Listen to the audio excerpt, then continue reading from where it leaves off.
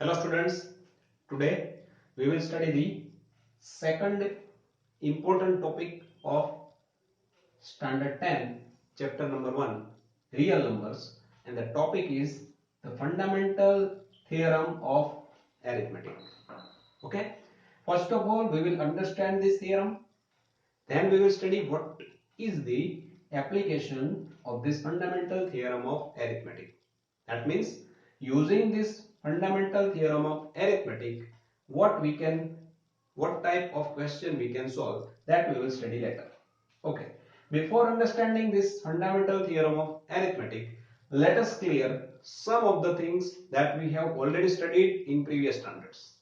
And that is, if we have numbers, let's take positive integers, then that numbers are of, we can divide that into two categories. One is the composite number and second one is the prime number.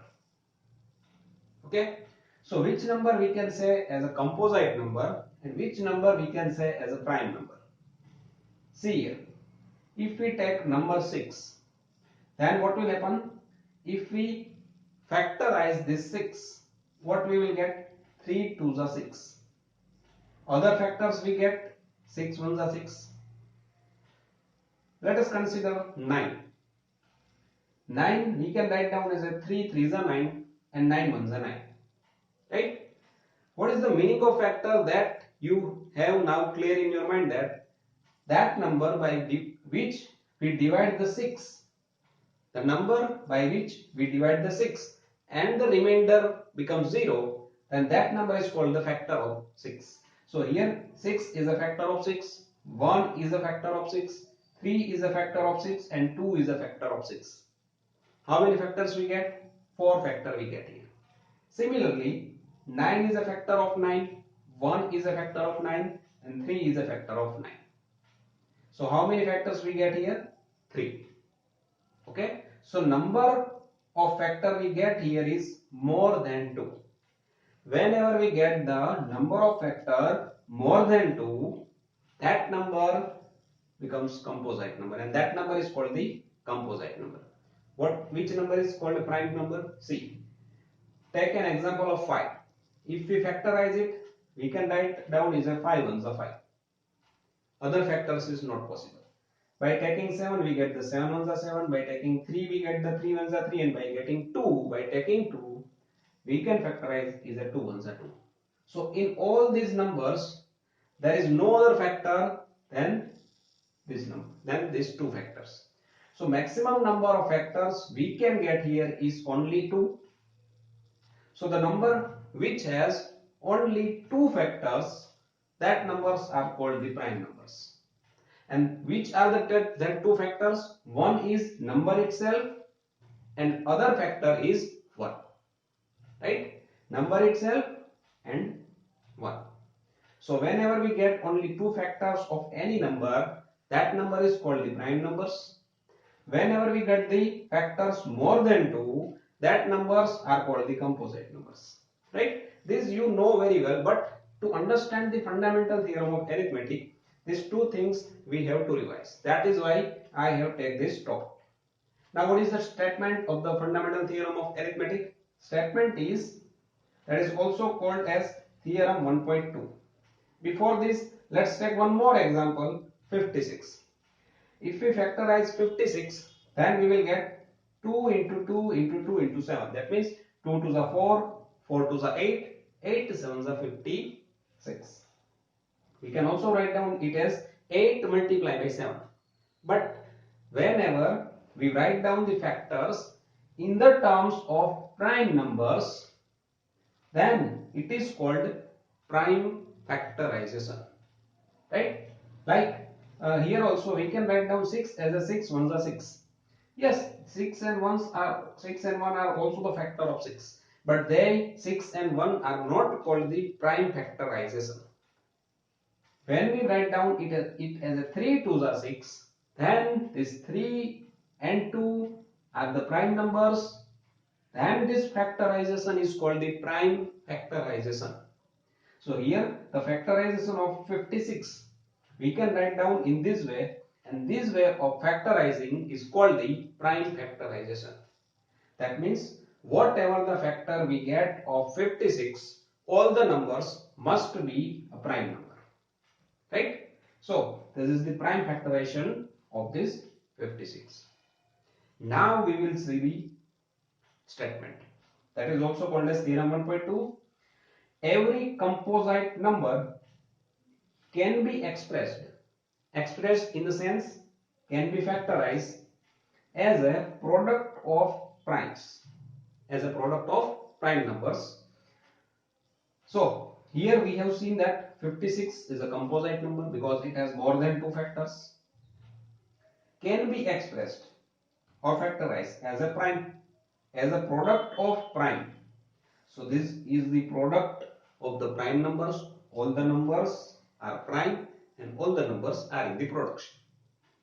So this factorization is unique, right? This factorization is unique. That means no other prime factorization we get other than this, right? We cannot get 3 in the factorization of 56. We cannot get 5 in the factorization of 56. We cannot get 11 in the factorization of 56. We get the prime factors whenever we factorize 56. We get this 2 3 times and 7 1 time. One more thing given in the theorem statement is the prime factors are must unique and apart from the orders. That means the prime factors may be in different order. That means we can write down 7 as the first position, then 2 into 2 into 2. That is also the same kind of factorization. We just change the place of 7. So this is according to this apart from the order, right? That means order may be changed, but the prime factorization remains the unique. We get that 2 3 times and 7 1 times, that we will get all the times whenever we factorize 56. Whenever we factorize 56 as a prime factor, right? Okay, so this is the statement of theorem 1.2. Okay, and this is the uniqueness of the fundamental theorem of arithmetic also, that we get the factor of any composite number in this manner and that factorization remains the unique. Okay, so this is all about the fundamental theorem of arithmetic. Now we will study the application of this theorem. Okay, so what is the first application? First application of fundamental theorem of arithmetic is to find the LCM and HCF. LCM is stand for least common multiplier and HCF is for the highest common factor. To find out both this, we can use the fundamental theorem of arithmetic. Okay, let us take an example and understand this thing. We have two numbers 510 and 92. Okay, so if we factorize 510, we get the prime factors. Remember one thing, now we have to factorize any number in the prime factors only. Then only this fundamental theorem of arithmetic can apply. So by 510, if we factorize this 510, we will get 2 into 3 into 5 into 17. 2 3s are 6, 6 5s are 30 and 30 into 17, that is equals to 510. Okay, now 92. 92 we can factorize as 2 to the 4 and 4 into 23, 23 4s are 92. Okay, so here 2 is only one time, that is 2 raised to power 1. 3 is also one time. All these factors are one time only, that is why all the numbers as one power. But in this 2 is 2 times, that is why we can write down it as 2 raised to power 2 into 23. Okay, now what is the HCF? Highest common factor. Highest common factor we can write down it as product of all the common factors between the two numbers, and that common factor we have to take which has a least power. product of all the common factor with least power, right? So which is the common factor between these two numbers? 2 is the common factor, and least power means minimum power. Here 2 has to 1 power and here 2 has 2 power. So we have to select 1 power, and this 1 power we have selected. Is there any other number which is common between these two? No, no other factor is common between these two numbers. So this 2 will become the highest common factor of both this number, right? Okay, what is the LCM? LCM means product of all the factors with maximum power. Product of all the factors with maximum power.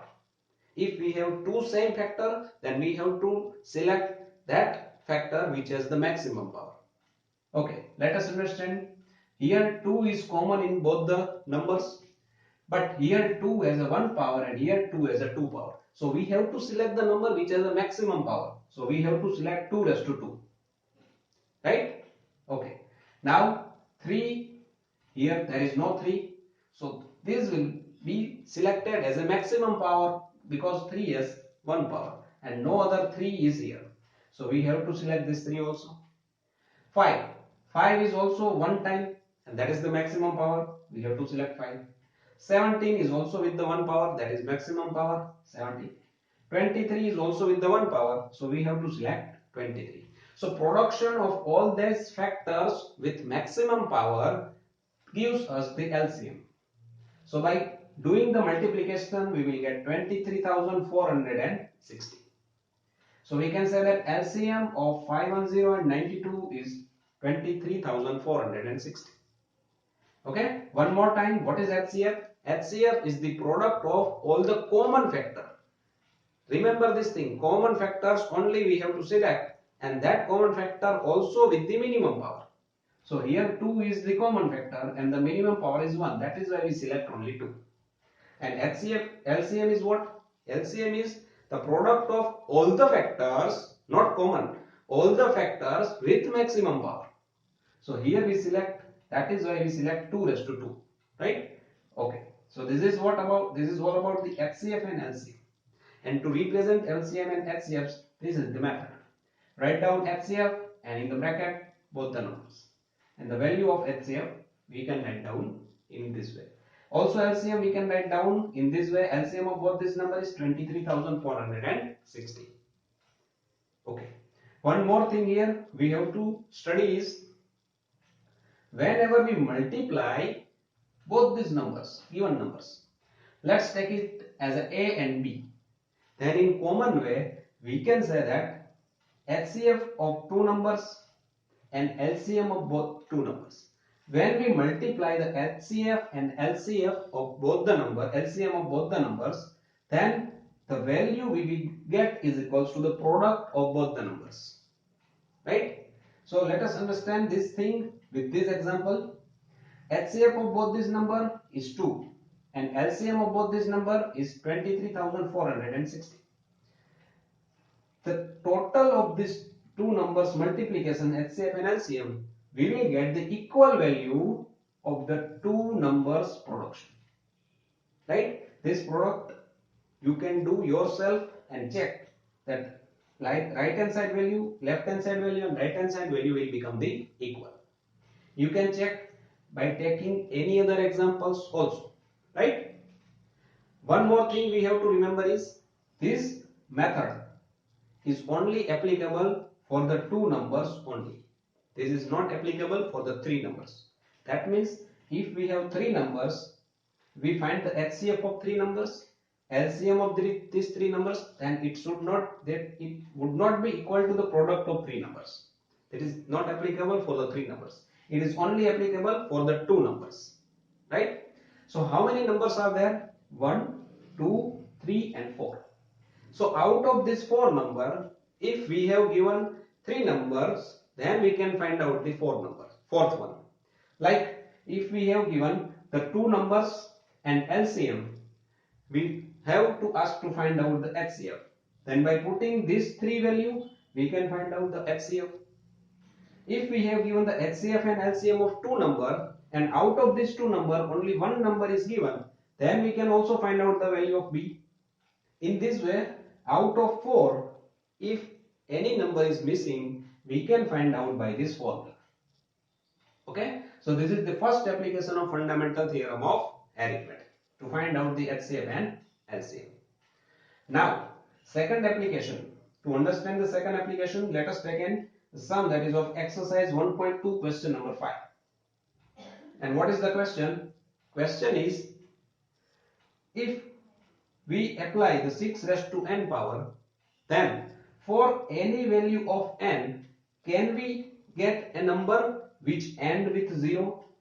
That means, suppose if we take 6 raised to power 3. So, by doing this, can we get that number 6 cube which has a last digit as a 0? So, we have to find out such value of n, so that by applying that value of n, we get the result which has end digit is 0. Okay, so to understand this thing, first of all, which number we have which has 0? First number with the 0 is 10.